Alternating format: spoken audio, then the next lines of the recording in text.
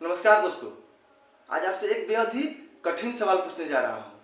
मान लीजिए कि आपको ये पता चलता है कि आपकी लड़की सुबह पढ़ने गई थी और वापस घर नहीं पहुंची है, या फिर आपको ये पता चलता है कि कोई आपकी लड़की की आपत्तिजनक तस्वीरें ले लिया है और उसे वायरल करने की धमकी दे रहा है, तो आप कैसा महसूस करिएगा और आप क्या सोचिएगा उस वक्त। आपको बता दें कि जो आप इस वक्त सोच रहे हैं वैसी ही घटना राजस्थान के अजमेर में साल 1992 में 250 लड़कियों के साथ हो चुका है, जिसके ऊपर आज फिल्म बन रही है अजमेर 92।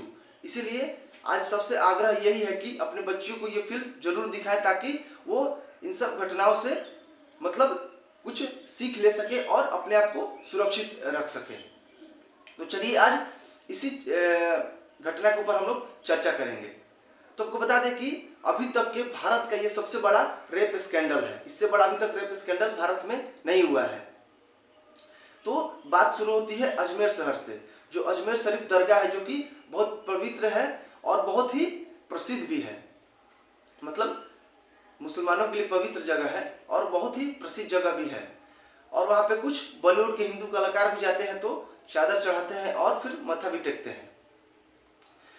और जो ये अजमेर शरीफ दरगाह है, इसकी जो देख रेख करता है उसे हम लोग खादिम बोलते हैं। जैसे हमारे हिंदू धर्म में जो मंदिर की देख रेख करते हैं उसे हम लोग पंडित बोलते हैं, वैसे ही वहाँ पे अजमेर शरीफ दरगाह की देख रेख करने वाले को वहाँ पे खादिम बोलते हैं। और खादिमों की वहाँ पे दरगाह पे हमेशा से दबदबा बना रहता है, चाहे वो पैसों के बल पे हो, रसूख के बल पे हो या फिर राजनीतिक प्रभाव के बल पे हो। और खादिमों में भी जो चिश्ती परिवार से आते हैं उनकी तोती ज्यादा बोलती है, मतलब उन लोग ज्यादा पावरफुल है, वहां पे उनकी दबदबा ज्यादा है। अब जो चिश्ती परिवार है उनके ही दो लड़के, जिनका नाम खादिम फारूक चिश्ती और खादिम नफीस चिश्ती था, वो लोग अजमेर के सोफिया गर्ल्स कॉलेज और सावित्री गर्ल्स कॉलेज के 250 हिंदू लड़कियों के साथ रेप किए, उनको ब्लैकमेल किए और अन्य तरह के बहुत गलत काम किए उनके साथ। और इन सब को अंजाम देने के लिए वो लोग कुछ लड़कों का गिरोह बना लिए थे और वो गिरोह बस इसी काम में लगा होता था। वो लोग जो बड़े घराने की लड़कियां हैं, हिंदू लड़कियां, उन्हें टारगेट करते थे और उन्हें दिन भर फॉलो करते थे कि कहाँ पे जाती है, किस रेस्टोरेंट में खाती है, किससे मिलती है। और उन्हें फॉलो करने के बाद खुद ही महंगे महंगे कपड़े पहनते थे, चैन पहनते थे, महंगी गाड़ियां लेते थे और उन्हें लुभाते थे और उनसे प्यार का नाटक करके उन्हें फंसा लेते थे। और जब लड़कियां फंस जाती थी तब उन्हें पार्टी के बहाने अपने फार्म पे या अपने बंगला पे बुलाते थे और वहां पे उन्हें नशा कराते थे और नशा के हालत में उनसे रेप करते थे और आपत्तिजनक तस्वीरें ले लेते थे। और फिर जब लड़कियां फंस जाती थी तब उन्हें उनकी तस्वीरें दिखाकर और उन्हें अपनी और सहेलियों को बुलाने के लिए ब्लैकमेल करते थे। और मजबूरन लड़की अपनी और सहेलियों को बुलाती थी और फिर उन सहेलियों के साथ भी वही काम करते थे, उनकी भी तस्वीरें ले लेते थे और उन्हें भी और लड़कियों को बुलाने के लिए मजबूर करते थे। और ऐसे करते करते 250 से ज्यादा लड़कियां उनकी शिकार बन गई। कुछ लड़कियों की वहां पे तस्वीर भी लीक हुई, उसकी वजह से बहुत लड़कियों ने आत्महत्या भी कर लिया। और कुछ परिवारों ने तो अजमेर शहर ही छोड़कर हमेशा के लिए दूसरे जगह पे चले गए बदनामी के वजह से। और उस समय अजमेर इतना बदनाम हो गया था कि कोई भी परिवार अजमेर की लड़की से शादी नहीं करना चाहता था, ताकि वो रेप स्कैंडल की जो भागीदार ना हो, मतलब वो भी रेप स्कैंडल की एक हिस्सा ना हो लड़की। इसलिए कोई भी परिवार वहां पे अजमेर की लड़की से शादी नहीं करना चाहता था। ये हालत हो गई थी। लेकिन 21 अप्रैल 1992 को पहली बार इस रेप स्कैंडल का खुलासा होता है वहां के एक लोकल अखबार के द्वारा, जिसका नाम दैनिक नवज्योति है। और उसके जो पत्रकार थे, जो क्राइम रिपोर्टर थे, उसका उसमें बहुत बड़ा योगदान था, जिसका नाम संतोष गुप्ता था। वो बहुत दिनों से इस क्राइम के पीछे लगे हुए थे और इसको कवर कर रहे थे। उन्होंने ही इस क्राइम का खुलासा किए थे। लेकिन आश्चर्य की बात यह है कि खुलासा होने के बाद भी वहां पे पुलिस उनकी कोई भी कार्रवाई नहीं कर रही थी, क्योंकि वो बहुत रसूखदार थे, पावरफुल थे और उनको राजनीतिक संरक्षण भी था। क्योंकि जो फारूक चिश्ती था वो कांग्रेस के यूथ कांग्रेस का अध्यक्ष था और जो नफीस चिश्ती था वो पूरे अजमेर शहर का कांग्रेस का उपाध्यक्ष था, इसलिए उन पर कोई कार्रवाई नहीं हो रही थी। और दूसरा, कारण ये भी था कि वहाँ पे हिंदू मुस्लिम दंगा भड़कने की चांसेस थी, इसलिए ये मामला ठंडा पड़ गया।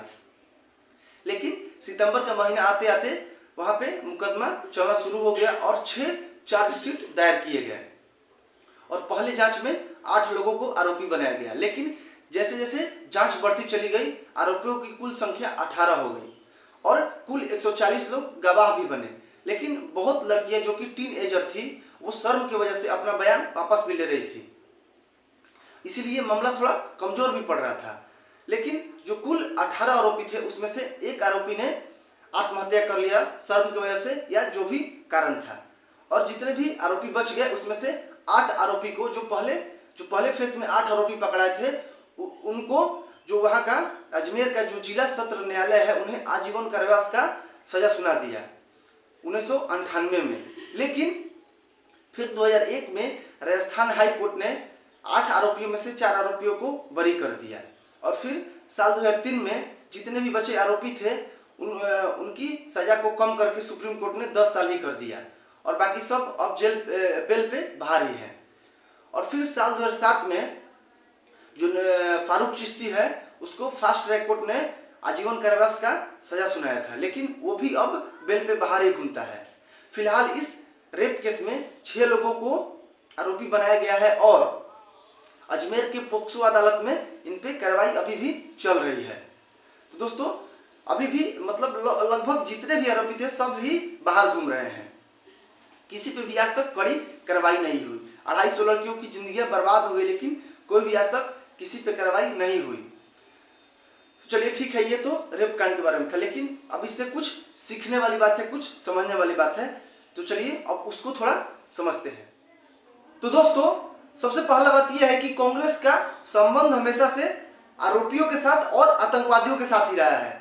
चाहे वो जाकिर नाइक को शांति दूत बताते हैं या फिर आतंकवादियों को मौत पे रोते हैं। और फिर अजमेर कांड में जो 2 मुख्य आरोपी थे वो भी कांग्रेस के ही नेता थे।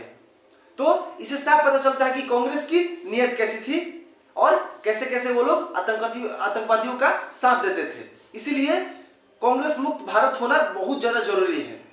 दूसरा बात कि आज बहुत लोग ये बोल रहे हैं कि बीजेपी के आने की वजह से देश में हिंदू मुस्लिम हो रहा है और ये जो लव जिहाद है ये बीजेपी का झूठा प्रोपेगेंडा है, ऐसा कुछ होता ही नहीं है।